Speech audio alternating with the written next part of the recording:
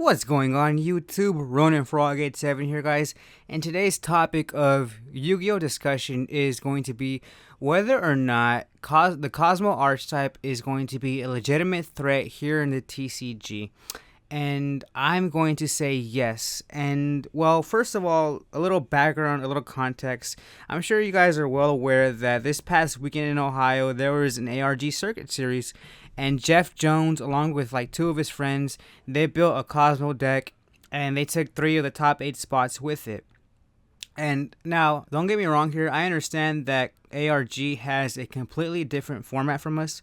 You know, ever since that whole like controversy that they came out with their own list a couple of months ago, and I understand like ARG circuit series aren't really that comparable to like or you can't really compare an ARG circuit series to like a typical Yu-Gi-Oh regional because they're much smaller. They're not as well attended as Yu-Gi-Oh regionals, and so maybe the sample size isn't a good indicator.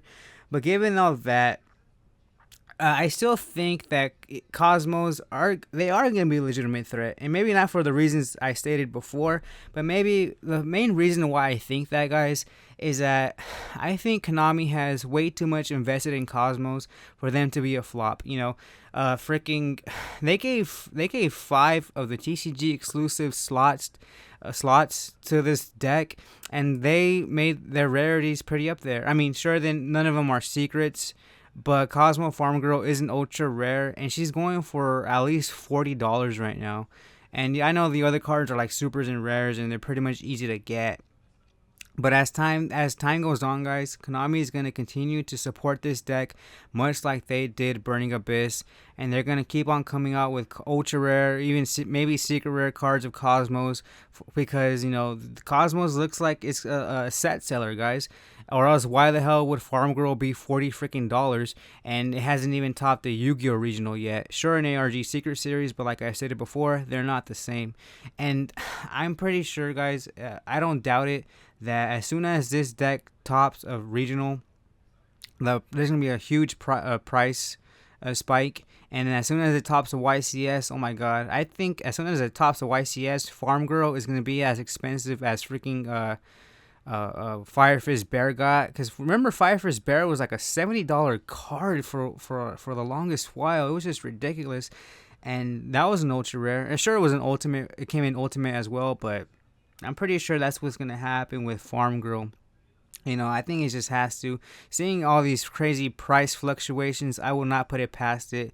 You know, look at Yugioh. Yugioh is another card. It's a super rare, but it was like a $2 super a month ago, and now it's a $30 freaking card because you can play it in this deck, you can play it in Arrow Mages, you can play it in a lot of different decks. And yeah, so like, and Cosmo Farmgirl is like the crux, the whole glue of the deck, and you really need 3 to play this deck, and those cards are just gonna be getting more expensive.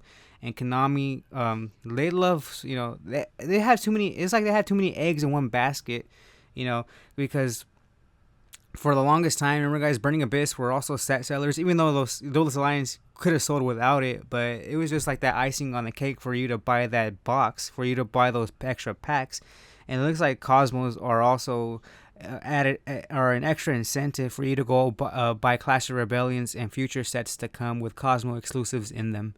And so, yeah, that's basically it. So, in summary, guys, I think Konami has too much writing on this set for it not to be competitive, for it not to be meta relevant, at least. And as we all know, guys, Konami loves supporting archetypes that they need to sell, and Cosmos seems like one of those archetypes that they need to sell. So, so yeah, guys, that's basically it for this video, and I hope you guys enjoyed. Let me know what you guys think. Let me know, do you guys think Cosmos are gonna be a giant flop here in our meta, or are they gonna be the next #1 meta deck? Let me know in the comments down below what you guys think. And as always, if you guys enjoyed the video, go ahead and subscribe if you haven't, so you guys can see content just like this and much more. And as always, I am Ronin Frog87, bidding you farewell, and I'll catch you guys on the next one.